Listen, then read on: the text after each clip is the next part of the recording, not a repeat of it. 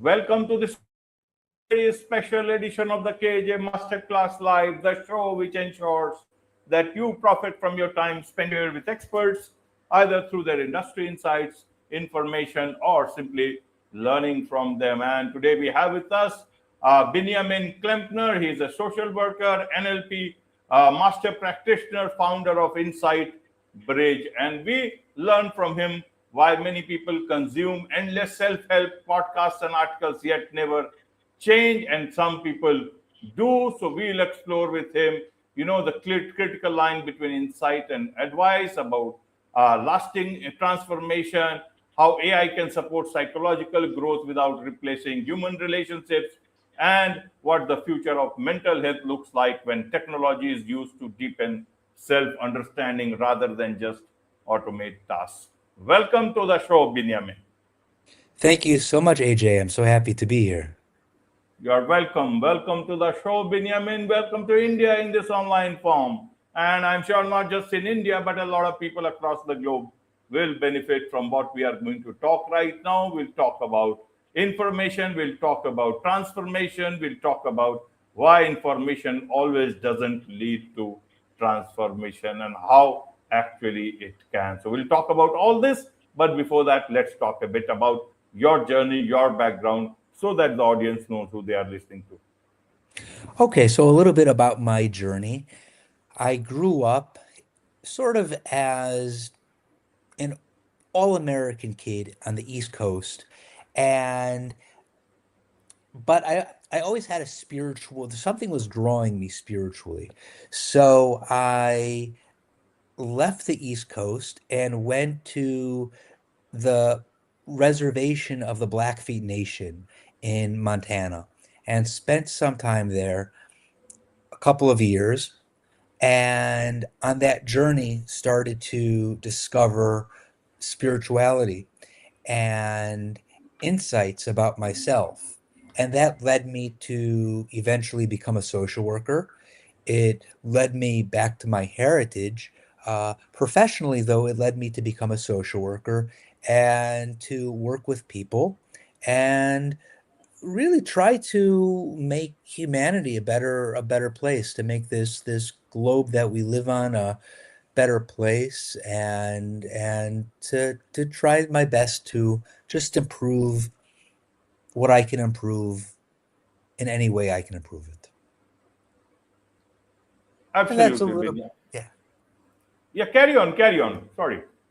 Oh, yeah. And so I ended up going to Barry University School of Social Work.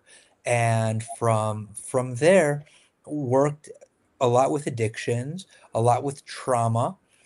And recently, there's been this innovation called artificial intelligence. At first, I was very skeptical. I was very, very skeptical about it. It just didn't, what can I say? I like humanity, and something about AI didn't, it's not human. And I was very skeptical, and but at the same time, for the sake of intellectual honesty, tried it out a little bit. And one thing I had done was I created a scripted conversation that I could have, and it's based on neuro-linguistic programming, NLP. And it's a scripted conversation that I can have one-on-one with clients. And I decided I'm going to do an experiment. I'm going to see what this conversation would look like using AI. So I went on to AI, I think it was ChatGPT, and I told ChatGPT, listen, we're going to do a role play. You're going to be the therapist, and I'm going to be the client. You're going to ask me these specific questions in this specific order. After Each question I answer, you are going to give me a brief summary and some insight into what I just said. And when the entire interview slash conversation is over, you're going to give me a summary of the entire conversation, insights into the workings of my mind, and some suggestions about where I can go from here. I was not expecting very much. And the answers I got were so provocative, so profound that I began crying. After the conversation, when I sort of put myself back together again, I I showed my wife, and my wife read the conversation, the answers I gave to the AI, and the um, the responses AI gave back to me. My wife began to cry. It was so profound. And that was the beginning of this process. Now, AI does it. AI, it's all algorithm. It's algorithm. It's not emotive. It's not really, it's not intellectual. It's all based on algorithm. But it does a profoundly good job at what it does.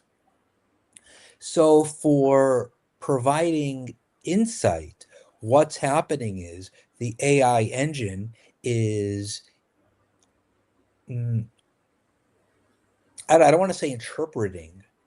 It's it's it's um, creating an algorithm based on my word choices, based on my sentence structure, based on the topics I use, and it actually almost like Dr. Milton H. Erickson, who was the founder of clinical hypnosis, was able to do. It sort of glimpses, not sort of, it does actually it does a very good job at interpreting what's happening inside the unconscious mind. And at that point, I began building this app, this platform, but I realized a few things as I was building it. One, and this is essential, it's not an information is not enough. The AI does a very good job at providing information, but information is not enough. There needs to be something else, and that something else needs to be human witnessing, a human involved, not just a human looking at the AI, making sure it's not hallucinating, but beyond that, actually holding what's being said by the person, internalizing it, and witnessing one human being witnessing the life, the struggles, the courage of another human being. And that's powerful. And what we're doing at Insight Bridge is we're combining the two.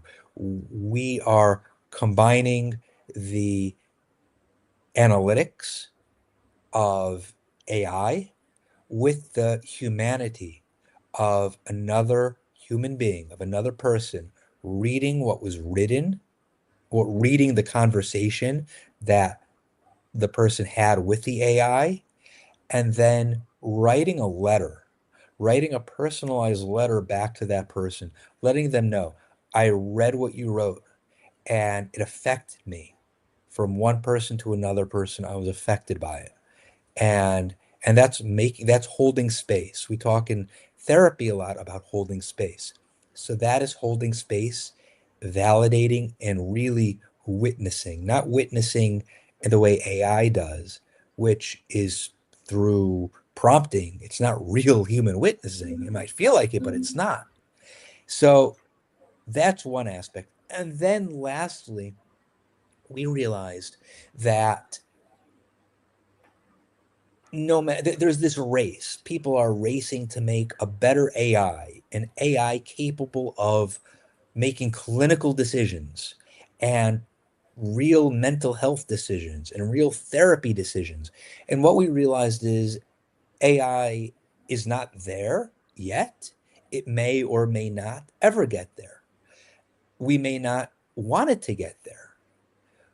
So we have made a conscious decision at Insight Bridge to keep everything subclinical. And I got a letter back today from somebody who was just testing out the initial interview of Insight Bridge, and the message was, I was very, the message said, it was on LinkedIn. Basically, it said the following: I was very disappointed in Insight Bridge. I was expecting real quality mental health, real quality clinical work, and I had to explain to this fellow, no, that's not Insight Bridge. We are subclinical. We want to be subclinical. If somebody needs a clinician, they should go to a clinician. AI should not be their clinician.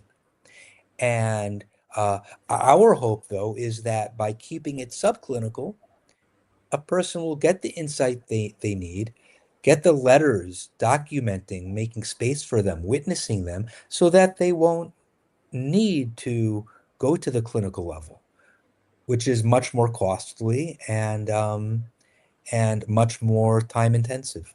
So yeah, that's in a nutshell. Absolutely, absolutely, Benjamin. So, for the common person, common audience anywhere in the world, how should they understand what is it that you are trying to do with what you are doing, with what you are saying? For the common person, what are we trying to do? We're giving them two mirrors. We're giving them an AI mirror, which provides insight into their unconscious mind, what's happening inside them that they may not even be aware of. That's one mirror.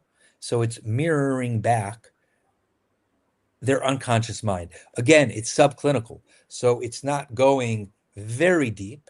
We don't want it to go very deep. We don't want to open up any cans of worms, but it's giving them something worthwhile. If they're basically a functioning person, it's giving them depth of insight. And the second mirror is the mirror of another human being holding their conversation, holding their words, and telling them how their words affected them, the reader. We call it actually the insight professional. And so there's two mirrors. There's the AI mirror and there's the human mirror who's witnessing, the human witness. And that's sort of a way of explaining it for the average person around the world. Absolutely, Benjamin. So, when we talk of information, and even in AI or any tool, we will need that information. And then, do you think people believe that information itself is transformation and that action is required? Or is it, people have to understand that information is not transformation or doesn't lead to just, transformation this way? How would you want people to understand this thing? Yeah, that's a really good question. That's a really good question, AJ. Um, what what came to mind, the image that came to mind as you were asking the question is a map. A map is not the journey, but a map provides information that can help the person who's going on the journey plan their journey, navigate their journey, make decisions along their journey, and well, inform their journey. So that's the purpose of a map.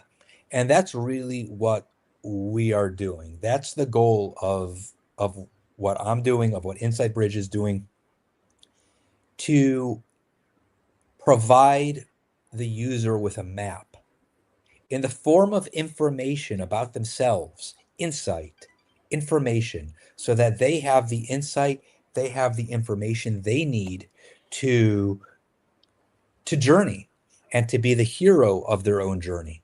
The worst thing that can happen to a person is, I think that the greatest tragedy that can happen to any person is not to be the hero of your own journey. No matter how tough things are in life, no matter how down and out we are in life, if we maintain the status as hero of our own journey, that's great. That's great. That's the goal. The goal isn't to abandon hardship. The goal is not to escape or run from hardship or obstacles. The goal is to maintain ourselves as the heroes and heroines of our own journey.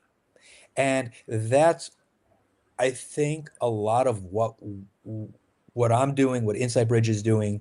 We are allowing people to be the hero of their journey, giving them a map based on their unconscious, based on their own words, based on their own inner wisdom, about showing them where they are in relation to their journey, what obstacles they're going to face, what challenges they're going to face. Where are the lakes? Where are the rivers? Where are the mountains? Where are the passes that they might want to utilize? Who is there to support them on their journey? Who is there who might try to hinder them on their journey? And this way, they have clarity. That's one of the most valuable things we can have in life is clarity. If things are clear, and we maintain ourselves as the heroes of our journey, we're doing pretty well, no matter how hard things might be, we're still doing pretty well. If we have the clarity to know where the obstacles are, who's going to be helpful, who's going to be hurtful, and we stay in control of our journey. We're the hero of our journey. And that's the goal. That's really, I think, the goal of Insight Bridge. Absolutely, absolutely.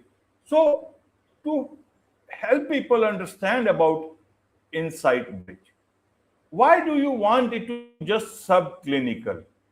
Because if it is subclinical, people does not have any concreteness about what they have come to know about themselves, or does it have some concreteness? They would still feel that something is missing, that it has to come from someone who actually is a clinician in that sense. I'm just understanding from your story itself, why is it like that? Yeah, that's a brilliant question.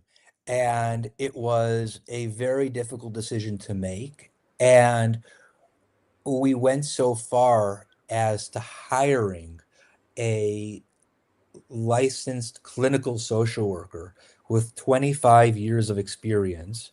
Her name's Hannah Valaria, to um,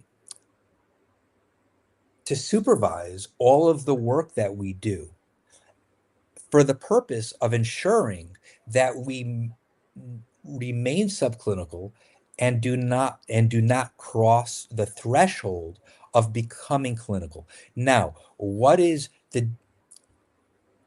our goal is to provide insight, and insight does not need to be clinical. When we speak about clinical, we're speaking about things that perhaps can be very, very painful and really need somebody there holding their hand in a very special way. Somebody had a trauma, a really terrible trauma that they want to discuss. That's more than insight. That's more than providing information. They need a hand holder. And I don't say hand holder in a negative way. I don't say hand holder in a negative way, not at all. Um, they need somebody to hold their hand and help them um, to get to the next step, help them to cross that bridge. Um, and that person needs to be trained in such a way. But if we're just talking about um, mm, personal improvement, we're talking about personal development, personal improvement, um, allowing our own inner resources that are buried deep inside of us to come out, to flower, to come to fruition, to blossom and bear fruit. That doesn't need to be a clinician. That can be that can be just anybody who has the training in the sensitivity, not just the training, but the sensitivity in helping us develop ourselves personally, like a coach, or it could be a teacher, or it could be a member of the clergy. And in the case of Insight Bridge, it's one of our insight professionals who, using the guidelines developed by Carl Jung and Milton H. Erickson and Carl Rogers and Joseph Campbell, helps people to develop their own knowledge, that inner knowledge. But we're not talking about um, things that require a clinician. If somebody is psychotic or even not psychotic, even something much less than that, if somebody is just very depressed or very anxious, um, uh, we are not the right address for that person. I don't think AI is ever going to be, and certainly they certainly will need more than just a weekly letter or a monthly letter, giving them some insight and encouragement. Really, our goal is to help our users, our subscribers, create for themselves a map. And I'm saying create for themselves. We're not doing it for them. We're helping them on the journey. And part of that journey requires a map. We are helping them develop a map so that they better understand themselves, better understand the journey they are on. And that doesn't need to be clinical. That can absolutely be subclinical. And perhaps it ought to be subclinical. I don't know. I'm Correct. just throwing that out there. I'm just throwing that out there. Perhaps it ought to be subclinical. Um, I don't know. It's just something I'm throwing out there. I had professors in university who were extremely influential in helping me develop the map of myself and the map of the world around me. I've had clergy members who have been helpful. Um, when I was in Montana, there was a chief of the Blackfeet Nation and his son who were very helpful. They were not clinicians. Sometimes, you know what? When I was a kid, I was having a rough time as a teenager, and I left home and just started wandering about. I was 16 years old, and I wanted to, a warm place to stay for the night. I was 16, I'm 50 now, so we're talking about a long time ago. I was a confused teenager, and I wandered into a McDonald's that was open 24/7, and it was empty except for the manager. And the manager, he saw me.